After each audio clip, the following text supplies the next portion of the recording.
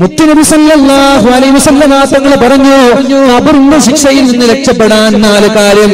ഒന്നാമത്തേത് ഖുർആൻ ഓതലാണ്. ഖുർആൻ ഓതുന്ന ആളുകൾക്ക് ഖബർ ശിക്ഷയുണ്ടാവില്ല.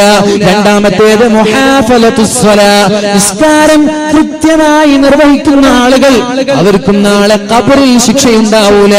അവരുടെ ഖബറിടം വിശാലമാക്കപ്പെടുമെന്നും അവരുടെ ഖബറിടത്തിലേക്ക് പ്രകാശമുണ്ടാകുമെന്നും സ്വർഗീയ കവാടങ്ങൾ അല്ലാഹു തുറന്നു തരുമെന്നും പരിശുദ്ധ റസൂലുള്ളാഹി സ്വല്ലല്ലാഹു അലൈഹി വസല്ലം പഠിപ്പിക്കുകയാണ്.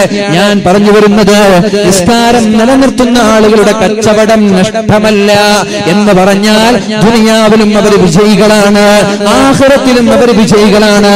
ഇന്ന് കാണുന്ന സാമ്പത്തിക പ്രയാസങ്ങൾക്ക്, ഇന്ന് കാണുന്ന കടങ്ങൾക്ക്, ഇന്ന് കാണുന്ന മാനസിക പ്രശ്നങ്ങൾക്കൊക്കെ കാരണം എന്തെന്നറിയോ? ഓതേണ്ടതുപോലെ ഖുർആൻ ഓതാത്തതാണ്, നിസ്കരിക്കേണ്ടതുപോലെ നിസ്കരിക്കാത്തതാണ്.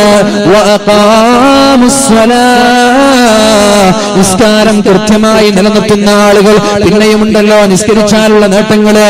എന്താണ്? വ്യഭിചാരത്തിൽ നിന്ന് നിങ്ങളെ സംരക്ഷിക്കും, തിന്മയിൽ നിന്ന് നിങ്ങളെ സംരക്ഷിക്കും. ഇന്നസ്സലാത്ത തൻഹാ അനിൽ ഫഹ്ശാഇ വൽ മുൻകർ. നിങ്ങൾ കൃത്യമായി നിസ്കരിക്കുന്ന ആളുകളാണെങ്കിൽ അല്ലാഹു പറഞ്ഞതുപോലെ ആ ഒരു മാധുര്യത്തോടെ, ആ ഒരു ടേസ്റ്റോടെ, ആ ഒരു ലഹ്വത്തോടെ, ആ ഒരു രസത്തോടെ നിസ്കരിക്കുന്ന ആളുകളാണെങ്കിൽ അല്ലാഹു തആല ആ നിസ്കാരം കൊണ്ട് നിങ്ങളുടെ ജീവിതത്തിൽ തന്നെ സമാധാനം നൽകും. തെറ്റ് ചെയ്യാൻ നിങ്ങൾക്ക് തോന്നൂല, വ്യഭിചരിക്കാൻ നിങ്ങൾക്ക് തോന്നൂല, കളിയുടെ അഡിക്റ്റ് ആവൂല, പ്രേമിക്കാൻ തോന്നൂല, പ്രണയിക്കാൻ തോന്നൂല. അതേപോലെ സൈറ്റുകൾ കിട്ടുമ്പോൾ, മൊബൈൽ ഫോണുകൾ കയ്യിൽ കിട്ടുമ്പോ ഇഷ്ടംപോലെ നല്ല നല്ല കാര്യങ്ങൾ പഠിക്കാനുണ്ടായിട്ട് തോന്നിവാസങ്ങളിലേക്ക് പോവാൻ നിങ്ങൾക്ക് കഴിയൂല. എന്തുകൊണ്ട്? നിസ്കാരം നിസ്കരിക്കേണ്ടതുപോലെ നിസ്കരിക്കുന്നവരാണ് നിങ്ങൾ. എന്നാൽ തൻഹാ അനിൽ ഫഹ്ശാഇ വൽ മുൻകർ. അല്ലാഹു തൗഫീഖ് നൽകുമാറാവട്ടെ.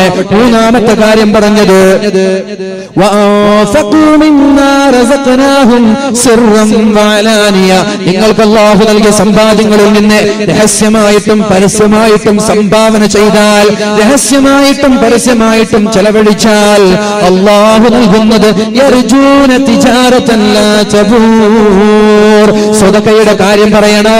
സംഭാവനയുടെ കാര്യം പറയണോ? ഇവിടെ കൂടിയിരിക്കുന്ന ആളുകൾ അതിഞ്ഞാലുകാരാണോ അല്ലേ എന്ന് എനിക്കറിയില്ല, ഈ നാട്ടുകാരാണോ അല്ലേ എന്ന് എനിക്കറിയില്ല. ഏതായാലും ഒരുപാട് സ്ത്രീകൾ ഇവിടെ അതിഞ്ഞാലുകാരികളായ ഒരുപാട് സ്ത്രീകൾ ഇവിടെ ഉണ്ട് എന്ന് എനിക്കറിയാം. നമ്മുടെ അതിഞ്ഞാല് പള്ളിയുടെ കമ്മിറ്റി ഭാരവാഹികൾക്ക് ഒരു പദ്ധതിയുണ്ട്, 1 കോടിയുടെ പദ്ധതിയാണത്. നീലേശ്വരത്തിൽ ബിൽഡിംഗ് എടുക്കാൻ പള്ളിയുടെ വരുമാനത്തിന് വേണ്ടി, പള്ളിയുടെ ആവശ്യങ്ങൾക്ക് വേണ്ടി നീലേശ്വരത്തിൽ ബിൽഡിംഗ് എടുക്കണമെന്നുള്ള താല്പര്യമുണ്ട്. 50 ലക്ഷത്തോളം രൂപ സ്വരൂപിച്ചു കഴിഞ്ഞിട്ടുണ്ട്. നിങ്ങൾ തന്നെയാണ് കൊടുത്തത്, പെണ്ണുങ്ങൾ തന്നെയാണ് കൊടുത്തത്, നാട്ടിലുള്ള മുതലാളിമാർ തന്നെയാണ് കൊടുത്തത്. എന്നാൽ നിങ്ങൾക്ക് ഇനിയും സുവർണാവസരമുണ്ട്.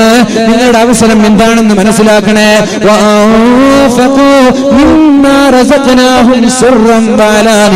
അല്ലാഹു നിങ്ങൾക്ക് നൽകിയ സമ്പാദ്യമാണ്, നിങ്ങൾ ഉണ്ടാക്കിയതല്ല. അങ്ങ് ഗൾഫിൽ അബുദാബിയിലും ദുബായിലും ഷാർജയിലും കുവൈറ്റിലും ഖത്തറിലും ഒമാനിലും ഓരോ രാഷ്ട്രങ്ങളിലും ഓരോ ഷോപ്പുകളും ഓരോ ടെക്സ്റ്റൈൽസുകളും ഓരോ മാളുകളും കഫ്റ്റീരിയകളും തുടങ്ങാൻ നിങ്ങൾക്ക് സാധിച്ചിട്ടുണ്ടെങ്കിൽ നിങ്ങളുടെ സമ്പാദ്യമല്ലയത്, അല്ലാഹു തന്നതാണ്. അല്ലാഹു നിങ്ങൾക്ക് നൽകിയ സമ്പാദ്യത്തിൽ നിന്ന് രഹസ്യമായിട്ടും പരസ്യമായിട്ടും നിങ്ങൾ ചെലവഴിച്ചാൽ നിങ്ങൾക്കുള്ള നേട്ടം എന്ത്? കേൾക്കൂ സഹോദര, ഞാൻ എന്റെ വാക്ക് നിർത്താൻ പോവുകയാണ്. നിങ്ങോട്ട് ശ്രദ്ധിക്കണേ, ഞാൻ എന്റെ വാക്കുകൾ വിസമ്മതിക്കാൻ പോവുകയാണ്. അല്ലാഹുവിന്റെ ഹബീബ് പറയാണ്, സംഭാവന ചെയ്യുന്ന ആളുകൾ, സമ്പാദ്യങ്ങളിൽ നിന്ന് ദീനിന് വേണ്ടി ചെലവഴിക്കുന്ന ആളുകൾ അല്ലാഹു തആല, പരിശുദ്ധനായ അല്ലാഹു റബ്ബ് സുബ്ഹാനഹു വ തആല അവരുടെ രോഗങ്ങൾക്ക് ശിഫ നൽകുമെന്ന് മുഹമ്മദുർ റസൂലുള്ളാഹ്. സ്വലാത്തിന്റെ ശബ്ദം പോരാ, സ്വലാത്തിന്റെ ശബ്ദം പോരാ. നിങ്ങൾ സ്വതക്ക നൽകിയാൽ അസുഖങ്ങളിൽ നിന്ന് നിങ്ങളെ അല്ലാഹു സംരക്ഷിക്കുമെന്ന് പരിശുദ്ധ റസൂലുള്ളാഹ്. എന്തൊക്കെയാണ് നേട്ടങ്ങൾ എന്ന് മനസ്സിലാക്കണം. ഞാൻ പറഞ്ഞല്ലോ,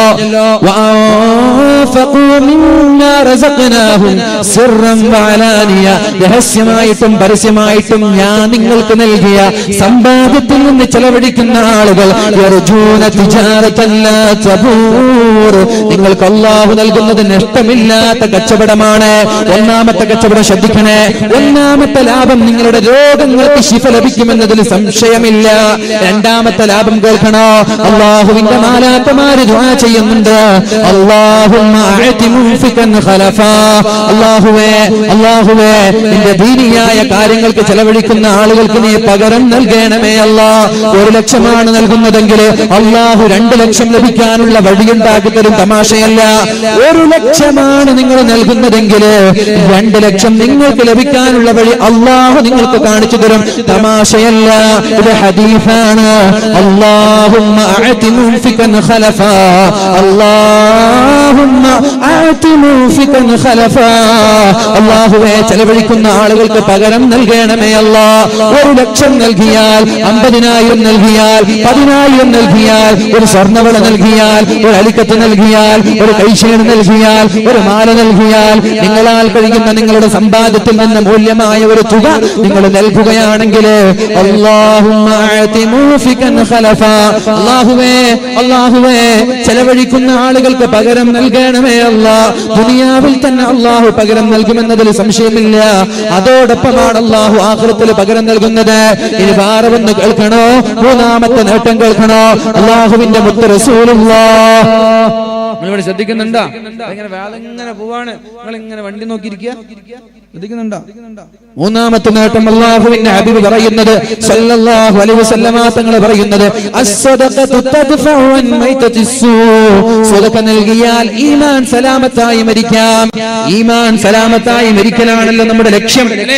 ലാ ഇലാഹ ഇല്ലല്ലാഹ് എന്ന് പറഞ്ഞ് ഈമാൻ സലാമത്തായി മരിക്കുക എന്നതാണ് നമ്മുടെ ലക്ഷ്യം. ഈമാൻ സലാമത്തായി മരിക്കാനുള്ള എളുപ്പവഴി എന്താ? നന്നായി സദഖ നൽകലാണ്. സദഖ നൽകിയ ഈമാൻ സലാമത്തായി മരിക്കാം. സദഖ നൽകിയാൽ അല്ലാഹു ദീർഘായുസ്സ് നൽകുമെന്ന്, ബസ്തതൻ ഫിൽ ജിസ്ഖി ഭക്ഷണത്തിൽ വിശാലത നൽകുമെന്നും ആയുസ്സിൽ അല്ലാഹു ബർക്കത്ത് ചെയ്യുമെന്നും പരിശുദ്ധ റസൂലുള്ളാഹ്. ഖബറിടം പ്രകാശിപ്പിക്കപ്പെടുമെന്ന്.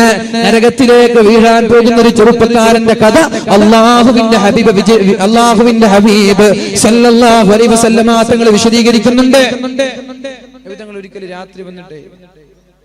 ഒരിക്കല് രാത്രി വന്നിട്ട് നബി തങ്ങൾ ചോദിച്ചു, സുബഹി നിസ്കാരം കഴിഞ്ഞിട്ട് സഹാബാക്കൾക്ക് ഇരിക്കാം, അല്ല നിങ്ങൾ ആരെങ്കിലും സ്വപ്നം കണ്ടിട്ടുണ്ടോ?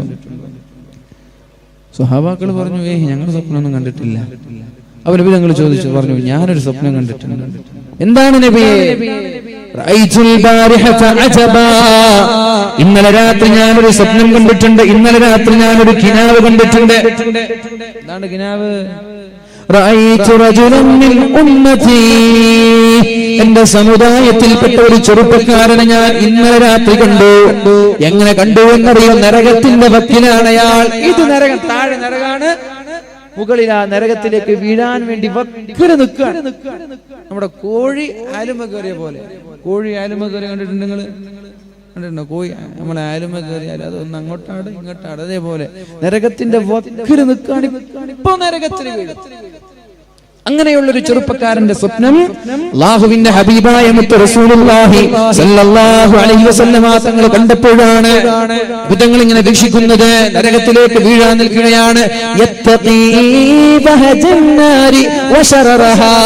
നരകത്തിന്റെ തീനാളങ്ങൾ, നരകത്തിന്റെ തീജ്വാലകൾ, നരകത്തിന്റെ തീപ്പൊരികൾ ആ മനുഷ്യന്റെ കുപ്പായത്തിലേക്ക്, ശരീരത്തിലേക്ക് ഇങ്ങനെ അടിച്ചു കയറുമ്പോ ഇങ്ങനെ തടയുന്നുണ്ട്. ചൂടിങ്ങനെ തടയുന്നുണ്ട്, തീപ്പൊരികളെ തടയുന്നുണ്ട്, സ്പാർക്കുകളെ തടയുന്നുണ്ട്.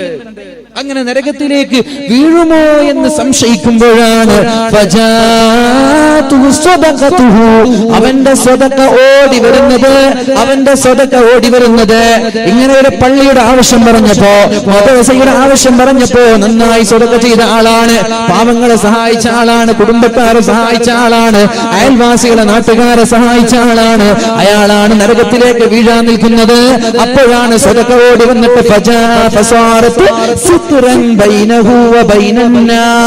അവന്റെയും നരകത്തിന്റെയും ഇടയിൽ ഒരു മറയായി, ഒരു സ്ക്രീനായി ആ സ്വതക്ക നിൽക്കുകയും നരകത്തിൽ നിന്ന് അവനെ വലിച്ചു കൊണ്ടുപോവുകയും ചെയ്യുന്ന ഒരു സ്വപ്നം ഇന്നലെ രാത്രി ഞാൻ കണ്ടു എന്ന് പരിശുദ്ധ റസൂൽ സല്ലല്ലാഹു അലൈഹി വസല്ലം. ഇതൊക്കെയാണ് നമുക്കിത് കൊടുത്താക്കാൻ നേട്ടമുണ്ടാവുക. ഞാൻ പിരിവൊന്നും എടുക്കുന്നില്ല, ഞാൻ വിഷയം വന്നപ്പോ പറഞ്ഞതാണ്. കൊടുക്കേണ്ടവർക്ക് കൊടുക്കാം. ദുനിയാവിലുള്ള നേട്ടങ്ങൾ ഒരുപാട്, ആഖിറത്തിലുള്ള നേട്ടങ്ങൾ ഒരുപാട്. കൊടുക്കേണ്ടവർക്ക് കൊടുക്കാം. അല്ലാത്തവരോട് ഞാൻ ഒന്നും പറയുന്നില്ല. നിങ്ങളുടെ ഇഷ്ടമാണ്. ഈ 3 കാര്യങ്ങൾ ചെയ്യുന്ന ആളുകൾ അവർക്കാണ് അല്ലാഹു റബ്ബ് സുബ്ഹാനഹു വ തആല നഷ്ടമില്ലാത്ത കച്ചവടം നൽകുന്നത്.